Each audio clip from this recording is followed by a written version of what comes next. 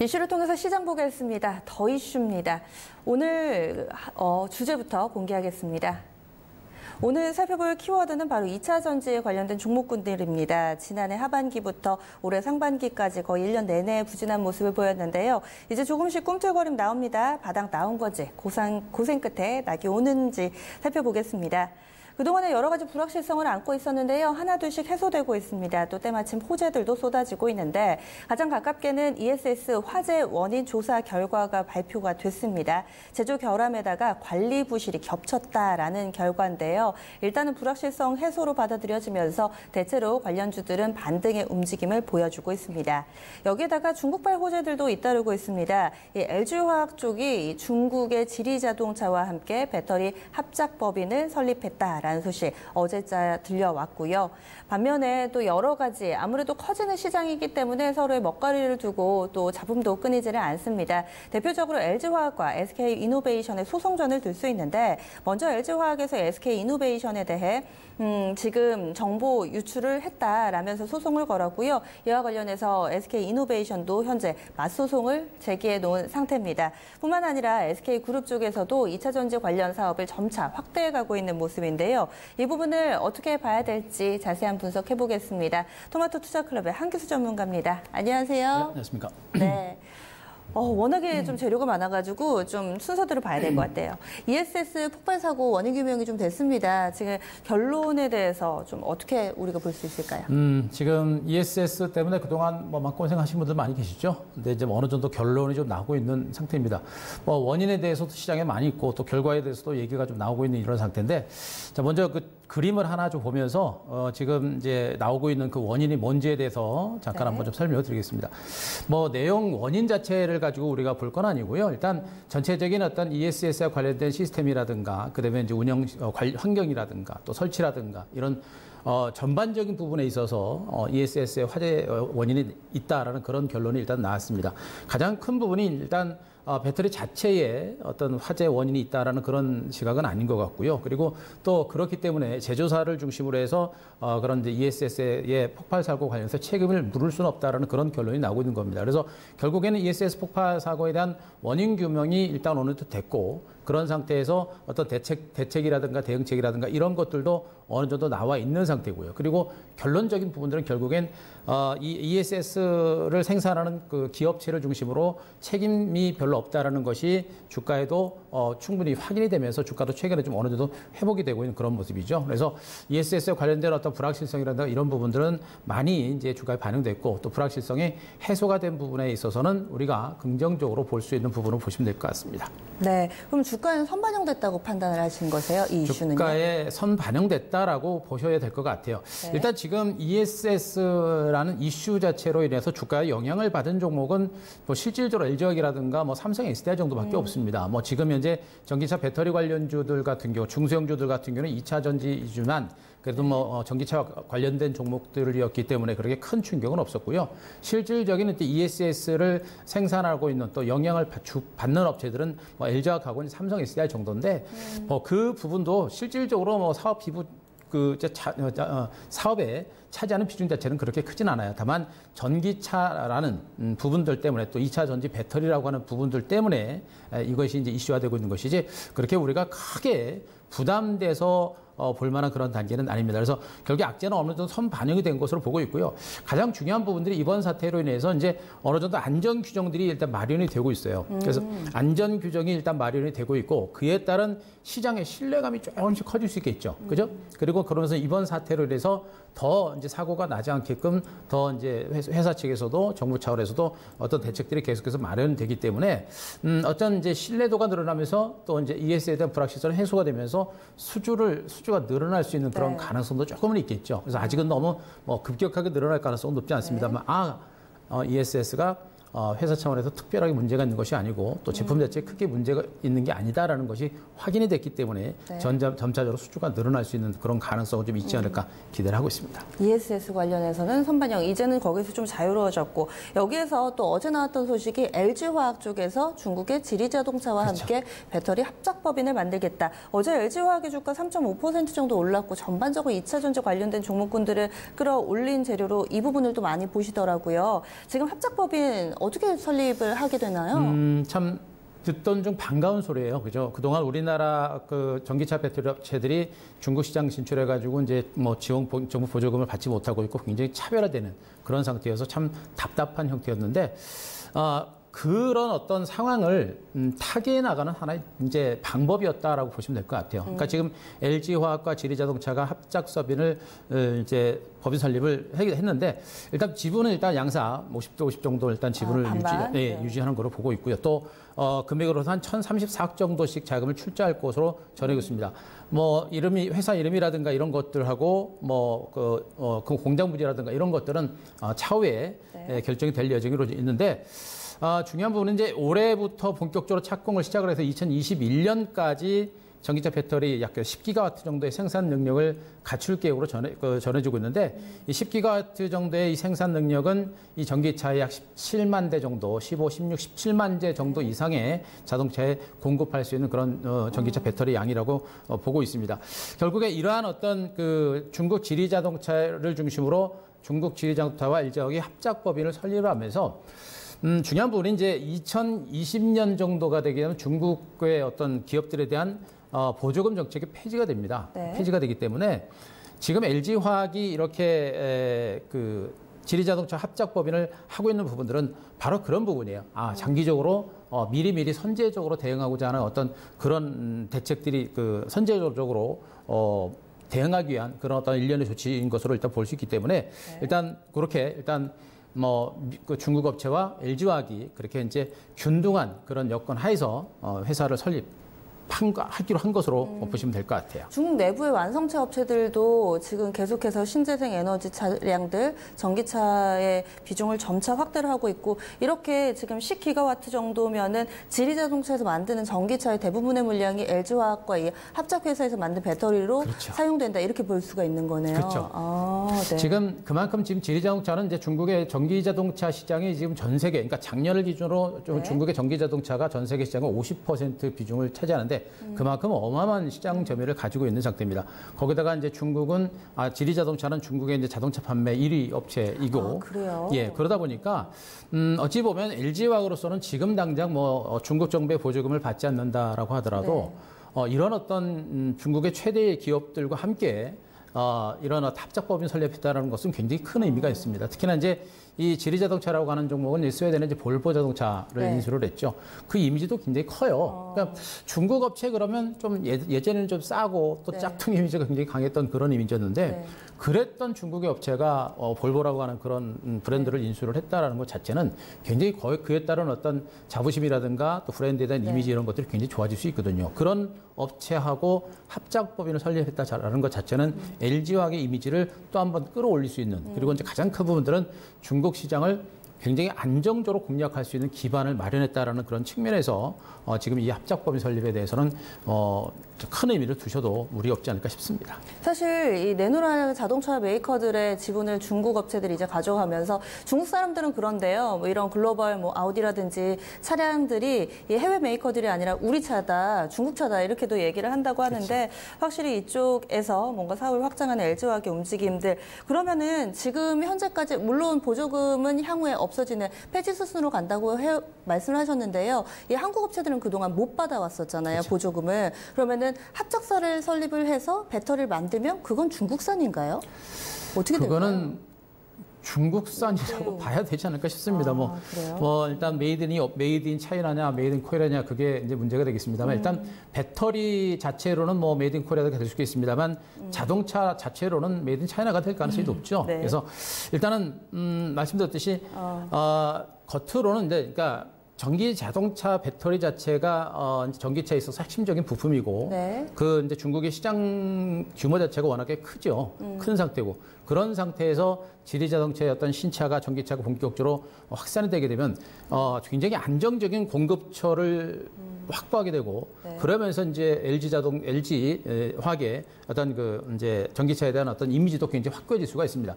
현재로는 지금 현재 중국의 BYD라든가 이러한 중국의 자동차 업체들은 자체 중국 업체를 중심으로 보조금을 받아가지고 배터리를 양산을 해서 지금 자동차에 싣고 있는 상태인데, 아마 이런 보조금 제도가 만약에 이제 끝나게 되면 그래도 우리나라 삼성 SDI라든가 LG화학의 이제 그 전기자동차 배터리는 이미지 자체가 고급 이미지가 좀 강해요. 맞아요. 그러니까 네. 중국 업체들의 자동차는 정부 지원을 받기 때문에 좀 약간은 싼 맛에 빨리빨리 생산하고 네. 기술에 있어서는 아직까지는 많이 뒤처지고 있는 것으로 전해지고 있기 때문에 뭐 싼 맛에 정부 보조금 따라서 배터리를 만들고 있습니다만 네. 정부의 보조금 지원 제도가 만약에 해제가 되게 되면 LG화학의 또 삼성 SDI 이 전기차 배터리는 굉장한 경쟁력을 보일 가능성이 큽니다. 바로 네. 이제 그런 부분들이 지금 시장에서는 주목을 하고 있는 그런 부분들이기 네. 때문에 아마 이제 보조금 정책이 마무리가 되는 2021년 이후에 아마 중국의 전기 자동차 배터리 시장도 그 판도가 많이 바뀌지 않을까 기대를 좀 하고 있습니다. 다들 그 얘기 많이 하시더라고요. 예전에는 보조금 받아야 되는데 뭐 안 되면은 속상하고 약간 이런 거였지만은 이제는 뭐 안 되는 거 어차피 다 알고 있으니까 그 이후에 이제 계급장 떼고 뭔가 본격적인 싸움에서 우리가 우위를 점할 걸. 이 중국이라고 네. 하는 나라는 지금 중국에 대해서 중국 화해에 대해서 또 이제 네. 미국과 중국의 이제 무역 전쟁이 진행되고 있습니다만 뭐 패권 전쟁이라고 일단 얘기는 하고 있습니다만 패권 전쟁 이전에 이제 중국은 그런 빌미를 제공을 하고 있는 것이죠. 네. 근데 같은 뭐 지금 우리나라 같은 경우는 서방 국가에 나가서도 같은 입장에서 경쟁을 하면서 네. 그렇게 하고 있는데 중국은 자국 업체만 먼저 키우는 그런 정책들을 계속해서 진행을 하고 있고 굉장히 차별화된 그런 상황이에요. 네. 그래서 그런 차별화된 상황들이 좀 해소가 되면은 뭐 우리도 좋은 이미지를 가지고 뭐 중국에 대해서 적극적으로 진출할 수 있겠습니다만 네. 지금 같은 상황이라고 한다면 지금 뭐 현대자동차도 지금 뭐 생산량을 줄이고 네. 빠져나가는 이런 형태가 되고 있는 이런 상태여서 지금으로서는 뭐 중국에 들어가 가지고 큰 기대를 하기는 어렵죠. 그러나 이러한 보조금 제도가 해소가 되고 뭐 이런 상황이 전개되면 나중에는 지금 중국에 대한 어떤 제재 규제가 네. 연출되고 있습니다만 우리나라 기업들한테는 아마 이게 기회가 될 수도 있지 않을까 그래요? 싶습니다. 이게 조금은 다른 얘기인데 저는 요즘에 미중 간의 무역 갈등 속에서 LG는 약간 중국 라인인가? 라는 생각도 살짝은 해봐요. 요즘에 뭐 이런 이슈들도 있고 LG U 플러스도 화웨이 거 계속 쓴다 그랬고 저희 조금 다른 얘기 해볼까요? 지금 SK그룹 쪽으로 한번 시선을 옮겨봐서 SK그룹 내에서도 2차 전지 쪽에 상당히 좀 관심이 큰 것 같습니다. 앞서서 왓슨 지분 인수도 있었고 지금 SKC 쪽에서도 얼마 전에 이 동박 전지 관련된 업체 지분 인수 소식도 나왔고 그에 앞서서 지금 LG화학과 SK이노베이션 간의 소송이 상당히 좀 뜨겁게 이렇게 시장에서 좀 주목을 하고 있는 상황이에요. 사실 국내에서는 SK이노베이션이 정유주로 많이들 분류가 돼 있지만은 이 전 세계적으로 2차 전지 배터리에서는 탑5 안에 드는 업체잖아요. 그럼요. 그래서 지금 둘의 소송전, 지금 어떤 것 때문에 이렇게 문제가 되는 거죠? 그러니까 결국엔 뭐 내 기술을 니네가 빼갔냐, 뭐 우리가 뭐 우리 인력을 니네가 빼갔냐, 뭐 이런 건데 결국엔 기싸움이라고 저는 보고 있어요. 그리고 이제 말씀하셨듯이 이제 전기 자동차 배터리 시장 자체가 워낙에 광범위하게 커지고 있는 그런 시장이고 또 선도업체와 후발주자 간의 이제 싸움이다라고 보시는 게 제가 보기엔 딱 맞을 것 같습니다.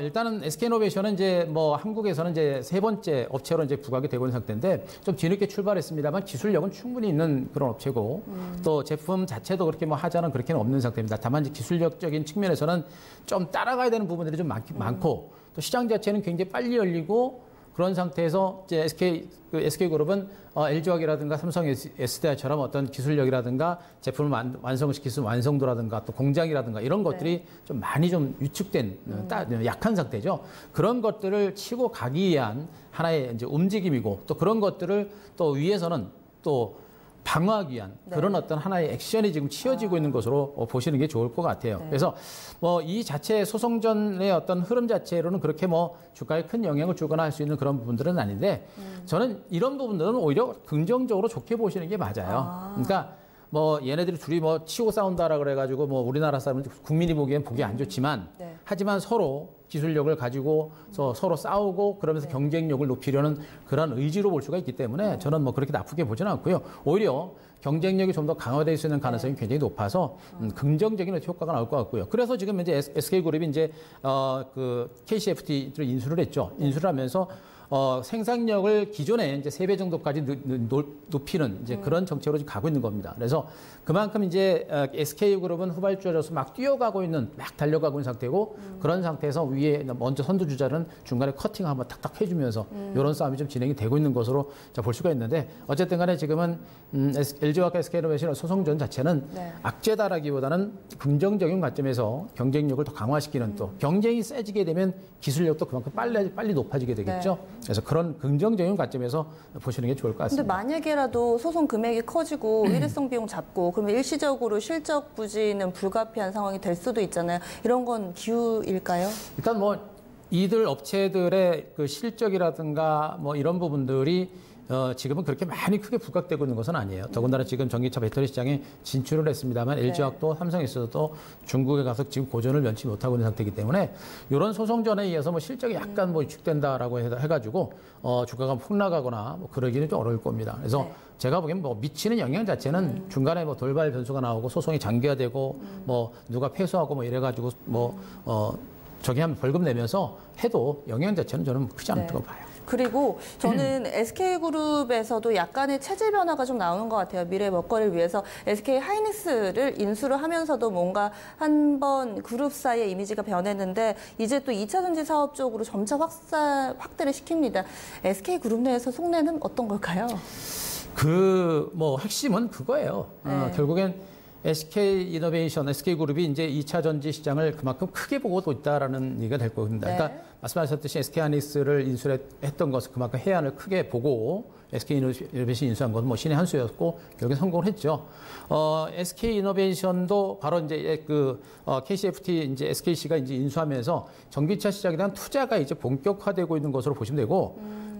이제 전기 자동차 시장 자체가 열리고 또 전기차 배터리 시장이 폭발적으로 성장하고 있는 상태이긴 합니다만 그래도 아직은 초기 성장 단계에 불과하거든요. 네. 그러니까 그 시장을 미리 먼저 가서 선점을 하기 위한 하나의 움직임인 것으로 보시는 게 좋아요. 네. 그래서 이미 아직은 우리나라 후발주자로 다가서고 있습니다만 이제는 뭐 SK이노베이션 정유자라는 입장에서 지금 뭐 TV에서도 뭐 홍보 자체도 이제 뭐 전기차 쪽으로도 많이 홍보를 많이 하고 있습니다. 그렇기 때문에 네. 이제 전기차 이미지도 많이 강화될 수 있는 그런 가능성은 있는 것으로 보시면 될 것 같고 앞서 제가 잠깐 말씀드렸는데 지금 SKC가 KCFT를 인수하면서 약 2022년까지 생산 능력을 3배 수준까지 확대한다. 그러니까 네. 기업들의 기술력을 계속해서 끌어올리면서 시장 점유를 확대하고자 하는 그런 정책적인 부분이라고 보시면 될 것 같아요. 그래서 말씀하셨듯이 네. SK그룹이 이렇게 이제 기업들을 인수하면서 네. 시장 확대에 적극적으로 나서고 있는 그런 상태이기 때문에 네. 이제 기술력이라 이런 부분들이 약간 딸리기 때문에 경쟁력을 끌어올리고 또 시장을 선점하는 그런 어떤 액션이 연출되고 있다라고 네. 보시면 될 것 같습니다. 지금 말씀해 주신 SKC 같은 경우는 증권가에도 호평이 나오면서 오늘도 한 5% 정도의 상승이고요. 요즘에 이 종목 주가가 굉장히 좋네요. 이달 들어서만 한 25%나 급등세를 나타내고 있습니다. SKC 주가까지 좀 봐드렸고요. 마지막으로 그렇다면은 2차 전지에 관련된 종목군들 어제 좀 반짝하다가 오늘은 또 약간은 또 쉬어갑니다.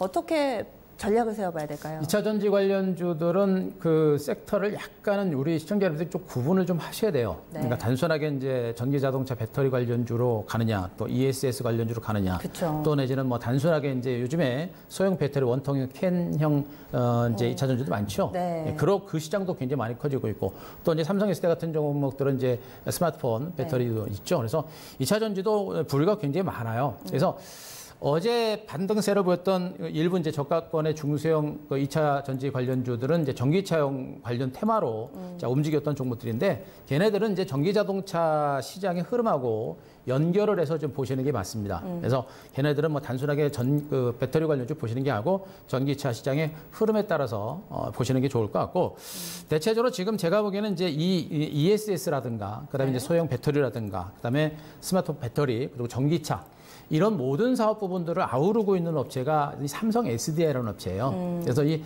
삼성 SDI가 최근의 흐름 자체는 그래도 대형주들 중에서 괜찮았고 지금 박스권 상단에 이제 매물을 좀 받고 있는 과정들인데 네. 전기차 배터리 시장 자체가 커지고 또 중국 시장이 열리고 그리고 지금 소형 배터리라든가 또 ESS 문제까지도 해소가 된 상태이기 때문에 이 ESS 시장에서 삼성 SDI의 어떤 기술력이라든가 시장 이미지는 굉장히 커요. 그래서 ESS 쪽에서의 어떤 배터리 화재 사고가 어느 정도 원인과 결과가 나왔고 무사히 지나간 부분들도 분명히 삼성 SDI에는 굉장히 큰 호재가 될 겁니다. 그래서 모든 이러한 어떤 2차 전지 사업 부분들을 아우르고 있고 커버가 되고 있고 경쟁력을 가지고 있는 이런 종목이 바로 삼성 SDI라는 종목이기 때문에 2차 전지와 관련된 종목분들은 뭐 삼성 SDI 쪽으로 뭐 보셔도 무리가 없지 않을까 싶습니다. 삼성 SDI 그러면은 뭐 지금 시점에서도 접근이 가능하다라는 평가세요? 저는 이제 시장의 큰 흐름이죠. 대형주들이기 때문에 지수가 살아나고 시장 자체가 좀 살아나야 이제 시세가 간다고 보고 있는데 저는 뭐 코스피 지수는 바닥은 쳤다라고 보고 있습니다. 바닥은 쳤고 아직은 시장 자체가 강하지는 않습니다만. 하반기 이후에 점진적으로 살아날 수 있는 가능성이 좀 크지 않을까라고 보고 있어서 삼성 SDI는 지금부터 이제 조정이 나올 때마다 뭐 중장기적인 관점에서는 우리가 충분하게 매집을 단행하셔도 기다려봐도 무리가 없지 않을까 싶습니다. 지금 화면에 차트가 나가는데 굉장히 뚜렷한 박스권이네요. 그렇죠. 20만 5천 원 바닥이고 지금 직전 고점 한 24만 원 정도까지 올라가 있는데 여기서 이제 박스권을 좀 뚫을 거다 이렇게 내다보시는 거고요. 예, 차트 이제 일봉도 일봉이고요. 이제 주목할 게 이제 주봉하고 월봉을 한번 보셔야 되는데 최근에 이 삼성 SDI 같은 종목군들은 주가가 최근에 지수 하락세가 나올 때 주가가 거의 떨어지질 않았어요. 자 보시면.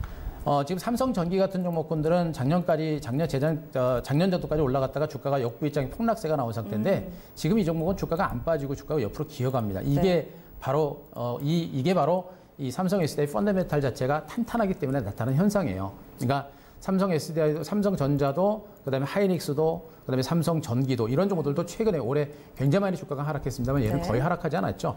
그만큼 회사의 펀더멘탈 탄탄하고 말씀드렸듯이. 지금 삼성 SDI가 영위하고 있는 사업 부분들, 뭐 ESS라든가 소형 배터리라든가 뭐 휴대폰 배터리, 전기차, 그리고 그 OLED까지 이제 폴더블 폰이 출시가 되죠. 말 그대로 지금 삼성 SDI는 영위하고 있는 모든 사업 부분들이 업황 자체가 호황이에요. 모두가 호황입니다. 그래서 주가가 안 빠진 것이고요. 그래서 최근에 지수가 그렇게 많이 오르지 않았는데도 지금 주가가 시장 대비 좀 더 많이 오른 거거든요. 그만큼 삼성 SDI 펀더멘탈은 굉장히 긍정적인 부분이 많다 이렇게 보셔도 될 것 같습니다. 알겠습니다. 오늘 자세한 말씀 고맙습니다. 네.